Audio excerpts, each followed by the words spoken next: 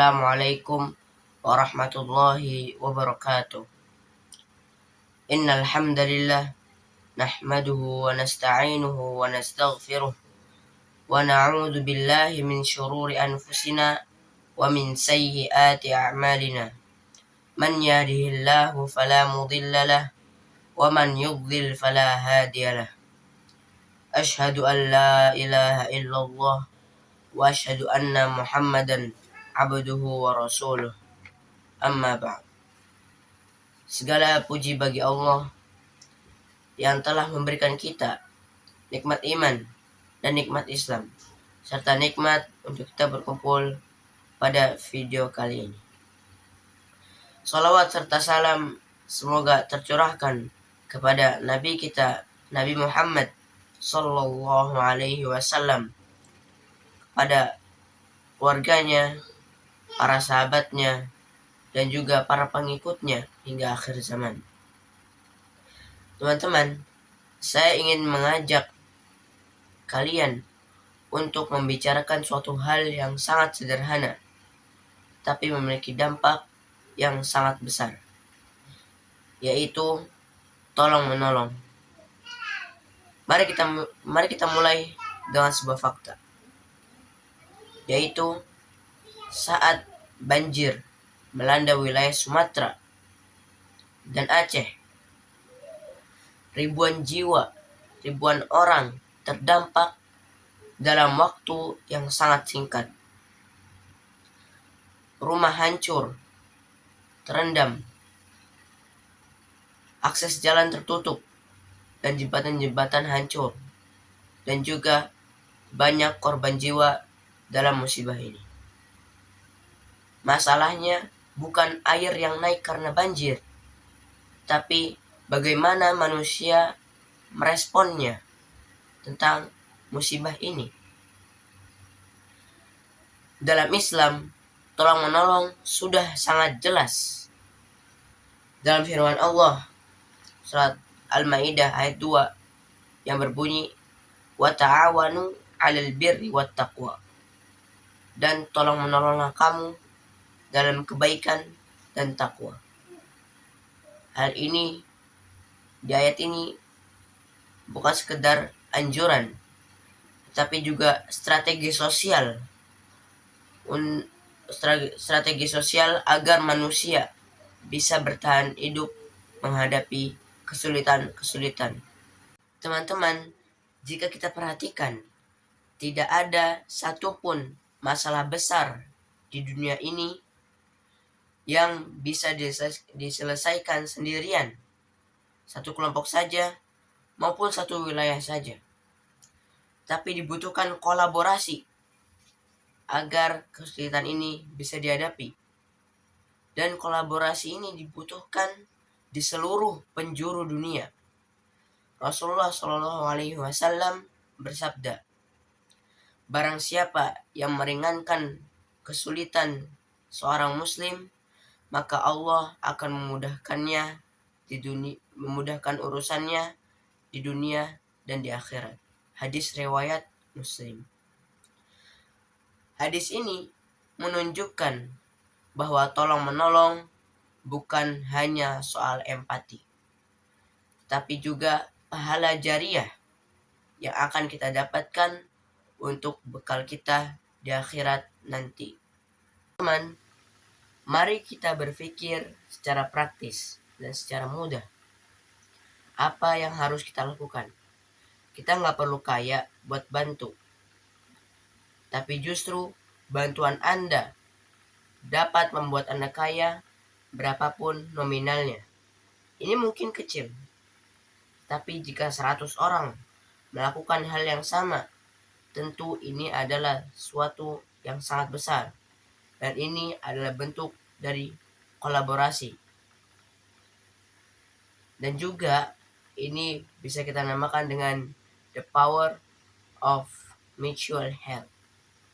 Satu pelajaran penting, yaitu manusia adalah makhluk sosial, makhluk yang bergantung, bukan berdiri sendiri. Sekarang mungkin kita membantu, Tapi bisa jadi suatu hari nanti kita yang membutuhkan pertolongan orang lain. Maka tolong menolong bukan tanda kelemahan, namun tolong menolong adalah tanda kecerdasan dan tanda kedewasaan sosial.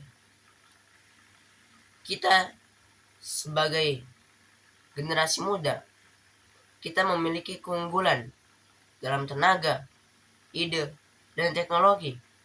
Gunakan itu untuk kebaikan dan jadikan tolong-menolong adalah kebiasaan, bukan kebiasaan.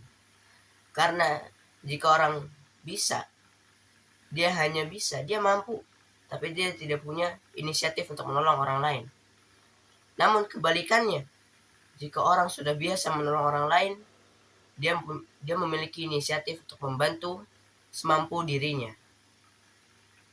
Dan pada akhirnya dunia akan menjadi tempat yang lebih baik, bukan karena satu orang hebat, tapi karena semua orang mau tolong menolong sesama manusia. Di dalam dunia teknologi ada yang namanya scaling. Artinya hal kecil bisa jadi besar jika dilakukan bersama dan terus diulang. Tolong menolong juga seperti itu. Bukan soal siapa paling banyak yang membantu, tapi berapa orang yang mau ikut membantu. Kalau kita berharap bergantung pada satu orang hebat, sistemnya gampang runtuh. Tapi jika kita biasa saling membantu, masyarakat akan lebih mudah menghadapi kesulitan, akan lebih kuat menghadapi kesulitan. Prinsip ini sudah diajarkan oleh Islam jauh sebelum orang-orang membicarakan sistem sosial modern.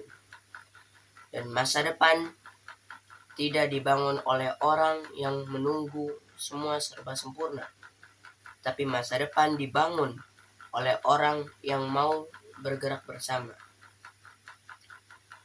Kebaikan kecil yang kita lakukan hari ini, jika dilakukan bersama, akan menjadi sesuatu yang sangat besar yang mempengaruhi keadaan. Teman-teman, kalau kita perhatikan lebih dalam, banyaknya masalah di sekitar kita yang sebenarnya bukan kurangnya kemampuan kita, tapi karena kurangnya kepedulian kita. Banyak orang yang bisa membantu, tapi mereka lebih memilih untuk menunggu. Padahal menunggu itu seringkali membuat masalah menjadi lebih besar. Tolong menolong tidak harus turun ke lapangan. Tolong menolong bisa jadi berupa memberikan informasi yang benar, lalu mengajak orang untuk peduli, dan yang lebih penting tidak bersikap cuek saat ada yang merasa kesulitan. Hal-hal kecil yang seperti ini sering dianggap sepele, padahal jika dilakukan bersama dampaknya akan menjadi nyata. Karena sekarang ini kita hidup di zaman teknologi, di mana satu pesan bisa sampai ke banyak orang dan satu ajakan bisa menggerakkan banyak hati. Inilah peluang terbesar kita untuk menebar kebaikan. Kalau teknologi bisa dipakai untuk hal negatif, maka seharusnya teknologi bisa lebih kuat untuk kita menolong sesama. Teman-teman, orang peduli tidak harus menunggu sempurna. Kadang dia tidak memiliki banyak tenaga, kadang dia tidak memiliki banyak waktu, tapi dia berusaha dengan apa yang dia punya. Dan sikap inilah yang membuat masyarakat menjadi lebih kuat. bukan karena semua orang hebat, tapi karena semua orang mau berkontribusi, mau ikut serta dalam tolong menolong. Bayangkan jika tolong menolong adalah bagian dari budaya. Saat ada masalah, kita tidak sibuk menyalahkan, tapi kita sibuk mencari solusi. Dan kita tidak lagi bertanya siapa yang salah, tapi kita bertanya apa yang bisa kita lakukan dan apa solusinya. Dan dari sinilah perubahan dimulai. Dan yang paling penting adalah menolong orang lain dan juga memperbaiki diri kita sendiri. Dan selanjutnya hati pun akan menjadi lebih peka dan pikiran lebih terbuka, dan juga hidup akan terasa lebih bermakna. Karena sejatinya manusia tidak hidup hanya untuk dirinya sendiri, tetapi manusia hidup juga untuk memberi manfaat kepada orang lain. Allah Subhanahu wa Ta'ala juga menegaskan kita tentang kepedulian sosial dalam firman-Nya, Quran surat At-Taubah ayat 71, yang artinya, dan orang-orang beriman, laki-laki dan perempuan, sebagian mereka menjadi penolong sebagian yang lain. Ayat ini sederhana tapi kuat, karena iman bukan hanya soal ibadah, tapi juga soal saling menolong dalam kehidupan sehari-hari. Rasulullah Shallallahu Alaihi Wasallam memberikan gambaran yang mudah dipahami. Beliau bersabda, perumpamaan orang yang beriman dalam saling mencintai, dalam saling menyayangi dan menolong adalah seperti satu tubuh. Hadis riwayat Bukhari dan Muslim. Arti dari hadis ini maksudnya adalah jika sebagian kita ada yang merasakan sakit, maka sebagian dari kita pun merasakan sakit juga. Dan ini adalah perumpamaan kepedulian dalam Islam. Lain yang sangat menenangkan hati adalah sabda dari Rasulullah SAW. Beliau bersabda, Allah senantiasa menolong hambanya selama hamba itu menolong saudaranya. Hadis riwayat Muslim. Ini adalah janji langsung. Jika kita masih menolong orang lain, ketika kita masih peduli dengan orang lain, maka pertolongan Allah akan selalu dekat dengan kita. Teman-teman, dalil-dalil ini menunjukkan bahwa tolong-menolong bukan pilihan tambahan, tapi tolong-menolong adalah bagian dari iman. Jika kita semakin peduli dengan orang lain, maka semakin kuat ikatan sosial kita dan semakin kuat masyarakat yang kita bangun bersama.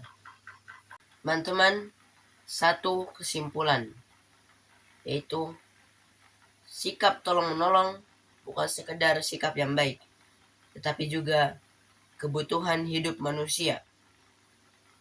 Islam menjadikannya sebagai perintah, karena dengan saling membantu, beban yang berat akan menjadi ringan dan masalah yang besar bisa dihadapi bersama. Kita tidak perlu menunggu mampu atau kaya untuk menolong, tapi dengan niat kita, dengan kepedulian kita, dan usaha kecil kita yang sudah bernilai besar di sisi Allah Subhanahu wa Ta'ala.